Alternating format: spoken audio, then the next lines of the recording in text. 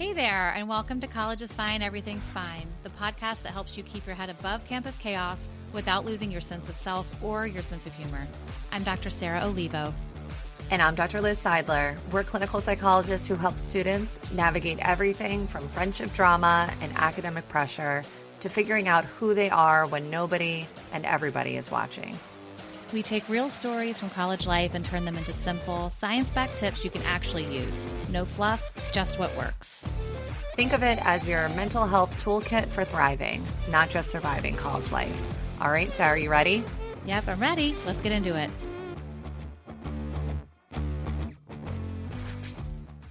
Sarah, I'm already laughing. I already feel really good about this. I mean, it's been a long time coming in terms of, and I'm really proud of myself, guys. I'm starting this episode.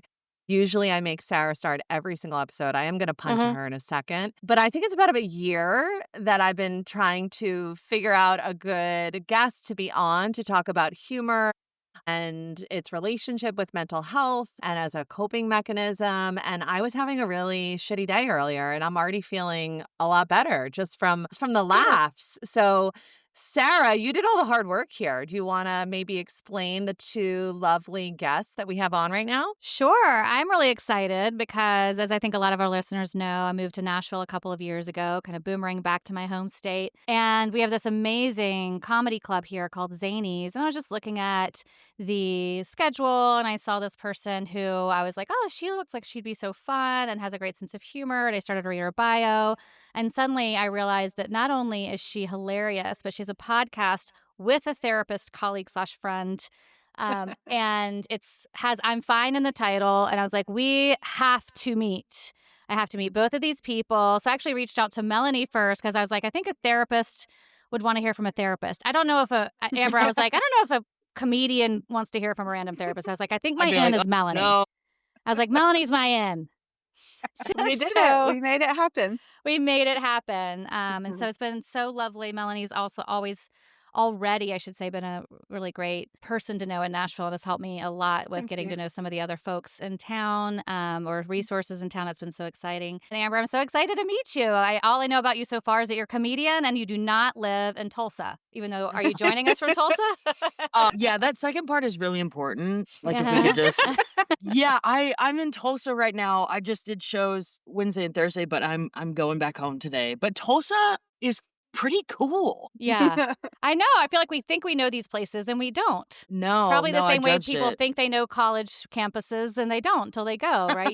You have to like get a vibe. Oh my gosh, that's so I went to University of Tennessee, go Vols, and I really thought the exact thing. I was like, I don't want to go here. It's all about sports. And it was, and I loved it. I didn't know anything about it, and I fell in love. So yeah. Do you guys want to talk a little bit about what I love about your podcast and just for our listeners who might not know about it, tell us maybe where it started and what the gist is, what the main goal is. I can tell how it started. And then Melanie, you have such a beautiful way with words. You can tell what our goal is.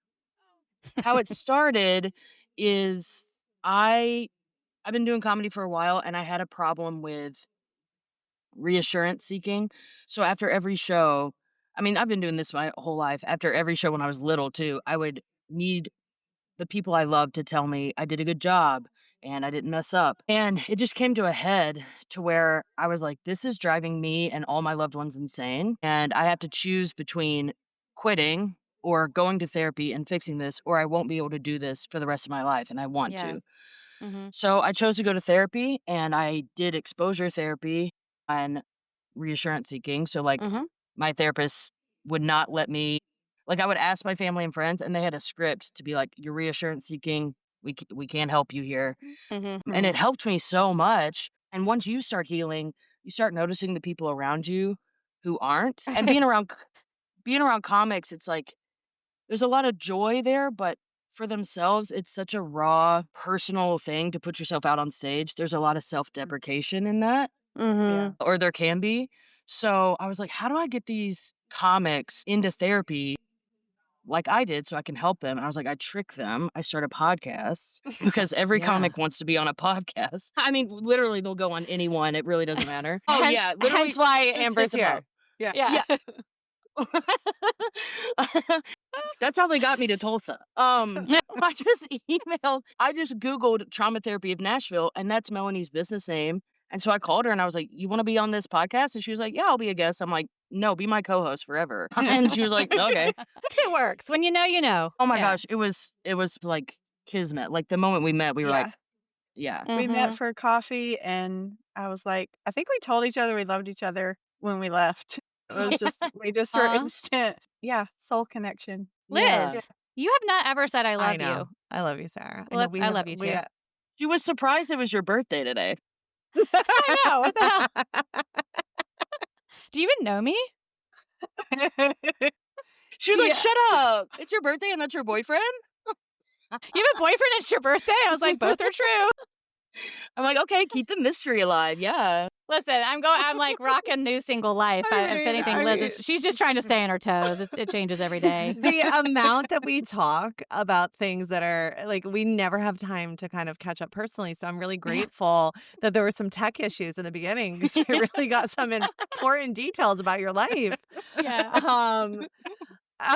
Okay, so let's talk a little bit about, one of the reasons why you're even here, and we're so grateful that you're both here, is thinking about the difference between standard therapy, right, and things that could be therapeutic that we might not traditionally think are therapeutic. Comedy, storytelling, other things. So, and maybe these are some of the things you talk about on your podcast, right? That I'm grateful, Amber, you talking about both Sarah and I are exposure therapists. So I'm always grateful to hear about somebody who's had a good experience in cognitive behavioral therapy and can talk about that. But, even though my couch looks really great back there, I don't know if you guys can see it, a lot of people are not into the idea of maybe some traditional standard therapies. And I'm always thinking about there are a lot of things that are, I have a beginner's mind. There are things that maybe I don't know that could be therapeutic. So talk a little bit about that. Anything I've said about humor, its role, or yeah. Melanie, do you wanna go? Sure. Well, I think when you said the difference between therapy and then things that are therapeutic, I would say, therapy is normally going to be, like you said, it's going to be with a trained therapist. It's going to be specific about something comes up in life and you seek therapy out, just like Amber did. And you're going to have goals and set those. But therapeutic, really, anything goes. If it's up to the person to decide. And so that's the fun part of exploring maybe with a client or someone is like, what feels good to you? What lights you up? So that can be comedy, storytelling, music, nature, art, any of those things that just helps us tap into like joy and Yeah. perspective and connection with others. That's not a replacement, but it is a really powerful companion, any of these therapeutic experiences we may have. And it can be, we see yoga and sound baths and all those things, but it really can be just sitting outside and having a cup of tea on your back porch. Yeah. I Can be love so that. many different things. Right. I do think sometimes, especially with certain words that get taken into the social media verse where it becomes saturated. So you hear words like mindfulness or Mhm. self-care and people, some people are really all about those things, but then I've noticed if I start to mention things like mindfulness or breathing or self-care in my sessions, I can get a lot of eye rolls. And understandably, because Mhm. people are like, "Oh, come on now. But I Mhm. love the idea that like it could be, yeah, laughing with friends.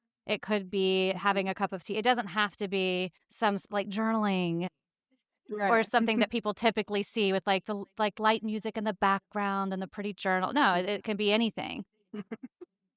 So we thought we'd switch it up a little bit and say, so Melanie, I know that you probably think about a lot of serious topics as we all do in our jobs. You hear a lot of serious stories, and Amber, you're probably laughing a lot. We can imagine with comedy. So we thought we'd switch it up though and say, Amber, what's the most serious therapeutic thing you've had to deal with as a comedian or within your comedy shows? Yeah. For the listeners, she is looking at us and she is giving us the side eye. She is very upset with that question. Okay. I've got 2, one for myself and then one from the audience. So, one for myself, I used to do this joke about how I looked. I don't even remember it, but it killed. But then my therapist ran, and this therapists do this. You think you're like, "I'm having the best day. I don't even need therapy." And then your therapist will be like, "What about this?" And you're like, You're like, "You son got of a me." bitch. Exactly. I'm like, "You did that on purpose." Um I, like, was talking about not being confident in my looks, and then somehow the joke got brought up, and she was like, "Is that a joke?" that you should, like, where's that coming from? And I was like, leave my jokes alone. It's Yeah. crushing. Yeah. I need that. Yeah, it's And bringing in she's the like, okay. bills. Right. She was like, well, you can keep telling it. I'm just asking you to like explore, like look into where that's coming from. And then I went home like, damn it, I've lost the joke. But it was really Yeah. interesting. And that's, sometimes, a lot of times, that is how you process things. But Yeah. being in the thick of not being confident and doing that joke, I was like, ooh, am I ready to tell that joke? Mm. And now I can't even remember it. But Other jokes that was came into your life. Yeah. exactly. And then with the audience, this has been so like my audience is so wonderful. They're just such Mhm. great people. And usually in the meet and greet lines, they're like, "Oh my god, we had so much fun!" Da-da." But I've been getting a lot of like people will come up to me with tears in their eyes, Oh. and they're like, "You don't know what you've gotten me through.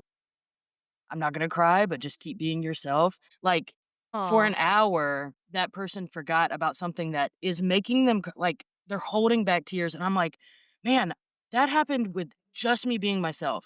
Like Yeah.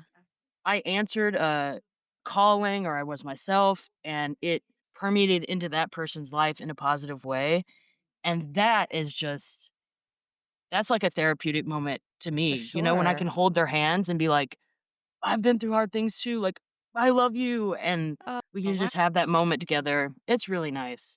Wow. Yeah. That's lovely. I mean, I think sorry, I keep on hopping in, but a lot of times I think about who in our lives are therapeutic. Like a person isn't ready for therapy yet, or has a therapist, right? But they only see them an hour a week, and we got a lot more hours and between that time. It's like there's so many people I think to me who give me something important, right? And so I always am trying to think about who are kind of being mini therapists, right, for us throughout the Mm. week. Not that we should rely on one person for that necessarily, but I love the idea that people have been able to hear you, whether it's through the podcast and you bringing mental health into that conversation and you tricking your friends into coming in and talking about their hard things, or I that's so cool. And I'm glad that people are sharing that with you so that you can know you're impacting people. All right, so Me too. Melanie. It's really nice. Yeah, right. I'm always grateful when people say thank you because you're like, well, you don't assume you're helping anybody, right? Right, right. Melanie, what is the funniest thing that has happened in your therapy office, in your trauma work? What's just a real hilarious story you have for us?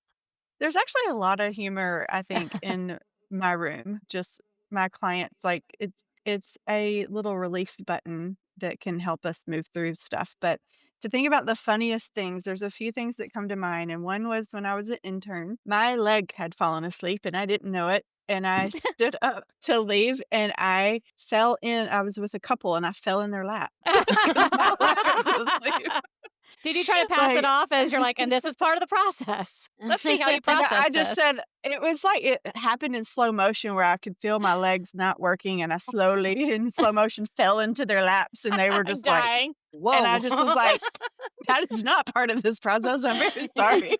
But yeah, as an Uh, intern, it was really funny just that happened. It was a funny yeah. story. But then I would say I have a therapy dog, Darcy, and this is just something that gets told a lot is there's another therapy dog in the office, and Darcy had wandered in to that office and gotten a little bone, and it was like a little wishbone, kind of V Uh-huh. shaped.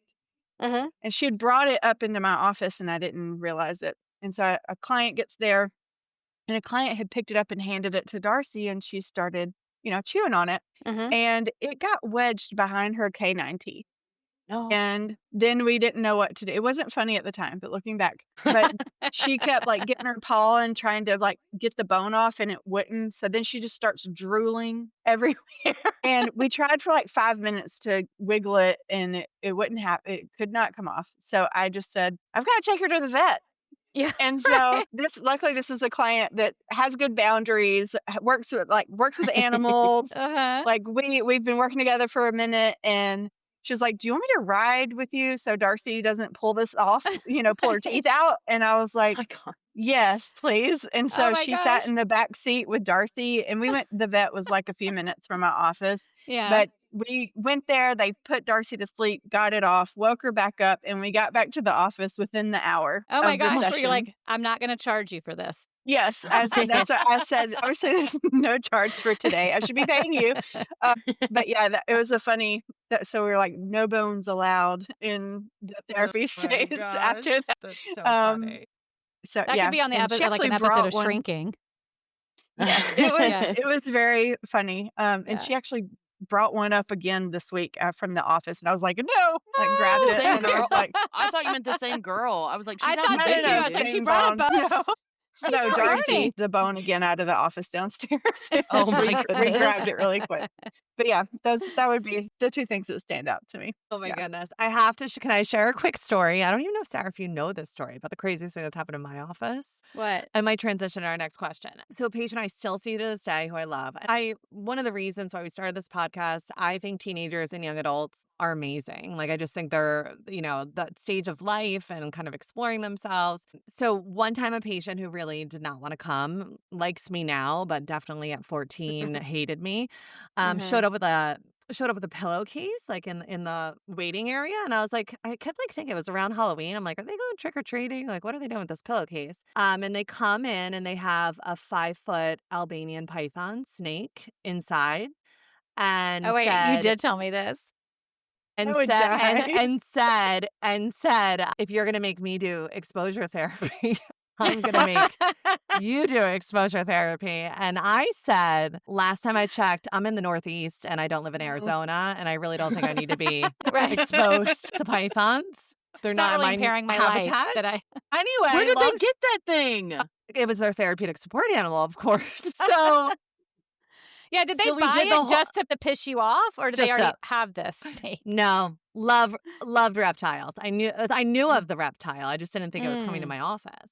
And Got it. the thing, just a quick side note in case anyone needs some education about snakes, is that they get a little aggressive when they haven't gone to That's the right. bathroom in a while. And so this snake had not gone to the bathroom in a while. So it constantly was like It was a going constipated like snake. the whole session, right? I had to get on the Snakes go to the bathroom? I didn't even know that. yeah. I know, I So guess I'm like, well, it anyway, makes sense that snakes would, but I never thought about the process. Now I'm really so gonna Google something later.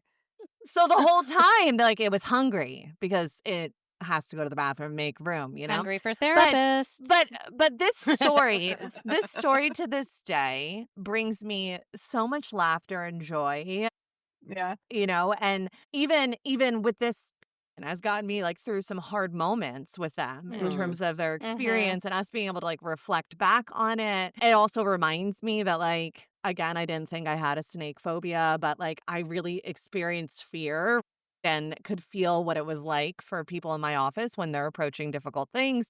And it's something I laugh about all the time still. So to pivot in that manner, can you think about how laughter has helped you through any difficult times and how you might use it as a therapeutic tool yourself? Mm. Yeah, I can jump in, while you're thinking about yours, Amber. I would say our podcast, just in general, like, came into my life at a time my dad had passed away, and just a lot of stuff for about a 2-year period was just going down in my life, and where it was like I kinda forgot how to laugh for a while. Yeah. Things were just it was just a lot of hard stuff for a long time, and then we started doing this, and I just started, like, being in a therapy space, and most of my friends are therapists, like, not that we're not funny, but we're pretty serious in our Yeah, conversations, the and conversations get deep fast if you're a bunch around a bunch of psychologists. It's yes, like we don't know the boundary, right?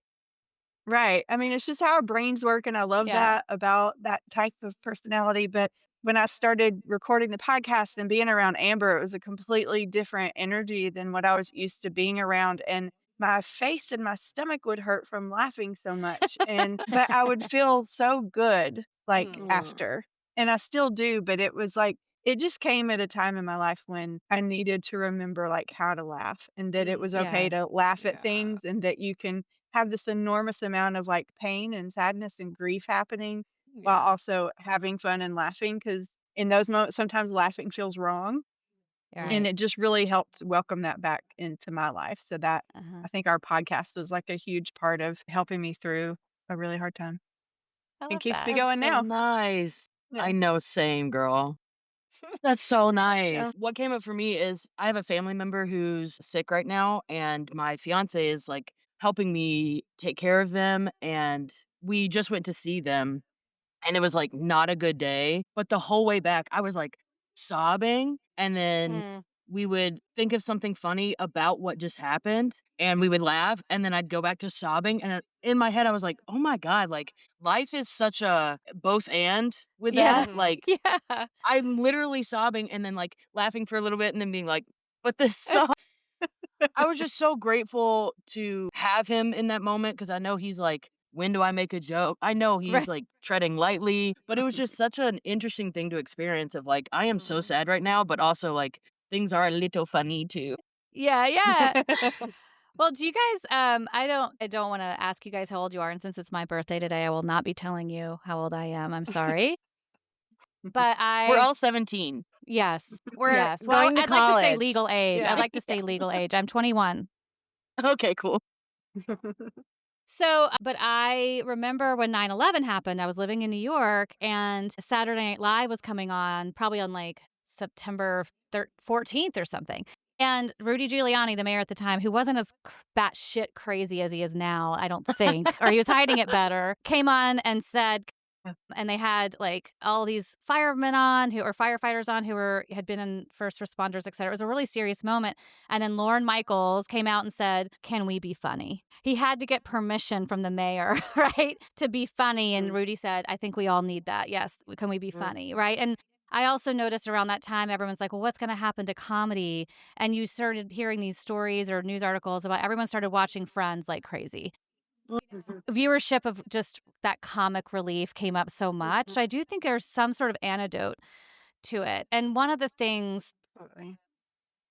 that the type of therapy that I practice and Liz does too as well, but it's sort of my main bread and butter is acceptance and commitment therapy. And a big piece of that, just to get kind of boring for a second, but is unhooking from our thoughts, sort of like taking our thoughts and not so much as fact, but as just a part of our human process. They come and go. We have 80 to 90,000 thoughts a day. It can't, some of them we get really connected to as being factual or important, even though they're just the same level as, Yeah. the random quirky thoughts we have or the like, I need to go to the grocery store, right? Like they all we can have a different relationship to our thoughts if we kind of see them from a distance. And so unhooking is the word that I use with my clients a lot about that. Like, how can we unhook from these stories or these thoughts or these images sometimes? And so humor, if we're able to laugh at or with or turn funny things or turn our thoughts into some kind of a funny thing, it actually is a really good way to unhook from the thought. So that's actually using humor is a therapeutic technique that we know works well to shift away from some of the thoughts we have. And one of the best examples I have is I was working with this person, and this is relevant to the story, with the most glorious head of hair. And he was a young man, I would say 24. He was bright, had everything going for him, but he had some obsessive compulsive, he had some obsessive thoughts, intrusive thoughts. And one of the ones that popped up out of the blue was that he was balding, that he was not going to bald one day, but he was currently in the active stage of balding. This man, again, the most glorious head of hair you've ever seen, but had already been to the dermatologist and made sure that to get that check, kind of that reassurance seeking, right? Like, I'm going to ask if I'm balding. And he was looking in the mirror and kind of noticing patches. But I was like, you're like pulling your hair out trying to figure out if you're balding, dude. Like, it's not helpful. And so we said, was like, how can we use humor here? And he decided, I don't know if for our listeners if they've ever listened to South Park, but that Cartman voice, he had like, we just said, all right, how can we just be silly about this? This thought just came up. You haven't had it for a while. Let's just throw something at it and see if it sticks. So we agreed that he would say the "I'm balding" thought in the Cartman voice. Anytime it came up, he would repeat it in the Cartman voice. Sarah, And he can was you like, can you try for us? I'd well, really I like can to only hear your say there's Cartman voice. shoot. Mom, give me some cheesy poofs. Mom. All right, I'm not a great voiceover artist, but and he just cheesy poofs. I can't wait to get in Canva in a little bit, and I'm going to put Cartman No. with your face. No, oh God. on Damn you, there. Liz. Damn you, Liz Seidler. Happy birthday. You've got me backed in a corner. Can my present be that you don't do that? So, and he came back the next week and he's like, I've never laughed so hard. I can't take that voice seriously. And it doesn't work that easily every time, but honestly, he's just like, I can't even take it seriously. He's like, all right, that thought's done. You know, it was just the ability to kind of turn it into something humorous, but it was a therapeutic technique, right? But I I also know love that there that. are times where that like laughter through tears thing is also really important because that both and part of life, like the richest parts of our life are also happening at the same time as the funniest parts. Like we don't get to choose what lane to be in all the time. So Yeah. I know we've talked a lot about, a lot about humor, a lot about your roles with it, but I think that this idea of comic relief, right? There's relief from therapeutic symptoms and there's also comic relief. So we've had a lot of questions for you, but if you have any other sense of how that idea of comic relief or any episodes of your podcast where you feel like the opposite has been true, or maybe people use too much humor and not enough. And again, for the audience, Amber is widening her out, not comedians, right? When is it maybe time to turn the humor down a notch? Oh, man. Go ahead, Mel. Amber's like, never. There's never a good time. Keep laughing, No, folks. I feel the opposite. And even more so since doing the podcast, Yeah. I it's sometimes when I find a comic that I can have a serious conversation with, we're immediately best friends because I'm like, Yeah. okay, cool, we can talk. It's so rare to find a comic that can go below the surface. Melanie, Mm. go ahead because I know you've been in the room with a couple of us. It was a shift for me, honestly, when I first started doing the podcast to be a therapist in the room with 2 comedians. The energy is completely different, and Amber, you've noticed when we've had maybe somewhat like a healer type, person in the room when you're the only comedian in the room. It just is very different. Mhm. And I will say our guests, they do. We've had some that you can just tell they just aren't wanting to go deep. We have some that, from our perspective, didn't seem like it went deep, but it felt really deep for them. Mm-hmm. And it just says that's where they are with themselves. And then we do have some that will really go there and maybe they weren't expecting, but when we try and we offer to take the side road, they'll take it with us. And I really appreciate that. So it's been really, really cool to see. Yeah.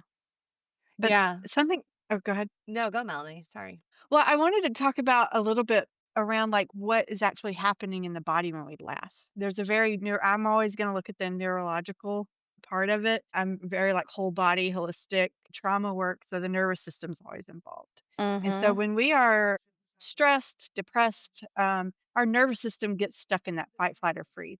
So laughter acts like a reset button a lot of times. We do sometimes we default to laughter when we don't know what we're feeling. So you got to be careful not to laugh with comedians in session too much.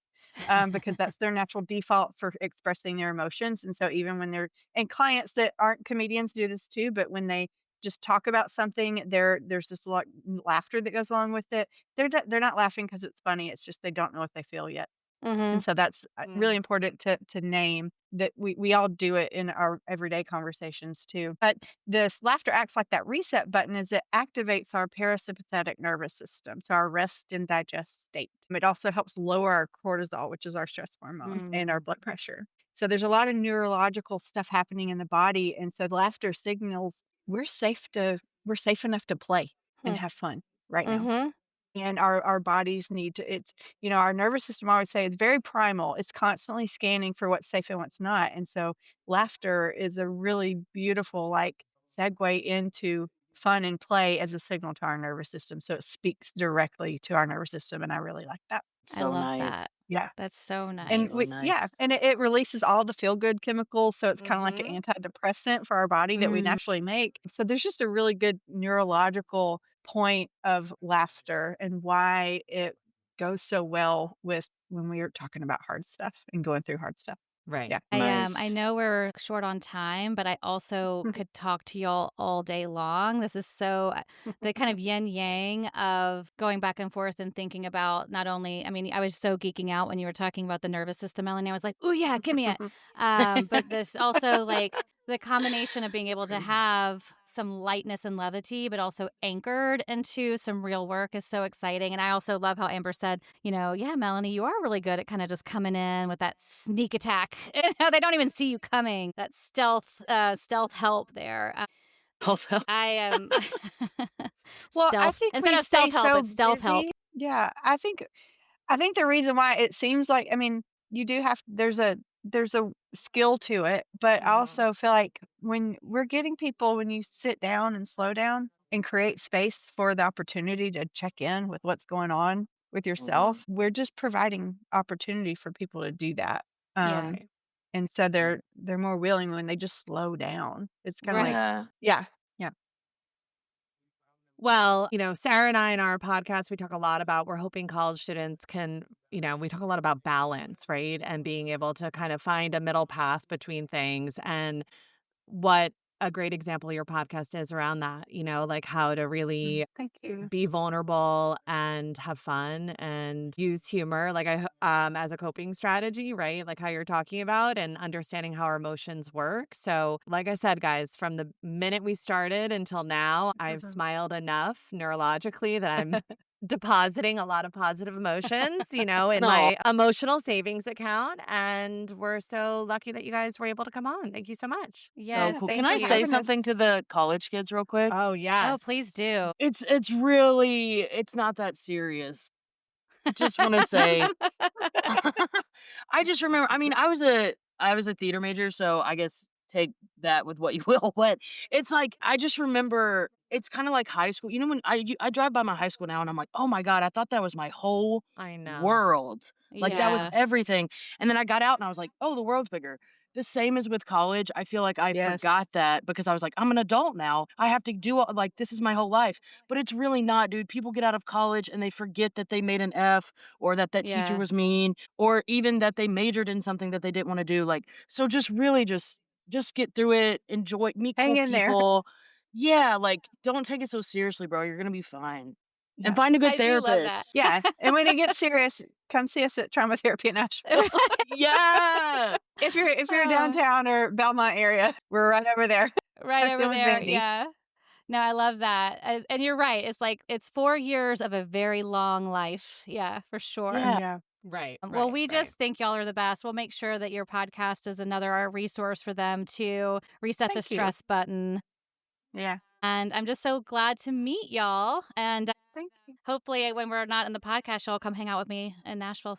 That'd be nice. Let's Absolutely. Thanks. I go. need Yeah, friends. come to Give my me some show. friends. Oh, I'm gonna, Amber. Of course, I'm gonna come to your show. I'm gonna be in the meet and greet line, giving you Yeah, hugs. crying. I'll cry. I'll probably cry. Yeah, if I Oh can, if yeah, I'm and if not they're feeling sad, I'll do something to make me cry. I will. I promise there will be tears. Oh my gosh. perfect. Amber's going to meet your boyfriend before I do. Oh my God, that's Are we true. That's surprised? true. I'll probably have a different one by then, Liz. Just just stay up. Oh my god, Stay up to he's in the date. car. I'll be like, don't Oh, worry I about also listening to want that to episode. say I also want to say if your listeners need laughter, they can follow me at Amber Autry Comedy on all Yes. platforms. Come on over Yes, here and laugh. absolutely. We'll And I really include. appreciate you guys. No, we Yeah. appreciate y'all. I'm so glad that we found our little podcast name Doppelganger. And we'll have you back on. We'll have you back on for Yeah, sure. that'd be great. All Love right. it. Well, Thank y'all. you. Bye, guys. Bye. By the way, does anyone listen to outros? Should we do one anyway? Thanks for tuning in to College is Fine, Everything's Fine. We hope you're walking away with skills you can use right now, whether you're just beginning to think about college, starting your first semester, or counting down to graduation. If you like today's episode, you know what to do. Subscribe, leave a review, and share it with a friend or your roommate or your parents or that random person you keep seeing on the quad. Please don't be shy. Want more tools, tip sheets, or courses? Head to collegeisfinepodcast.com or follow us on Instagram and TikTok at College is Fine Podcast.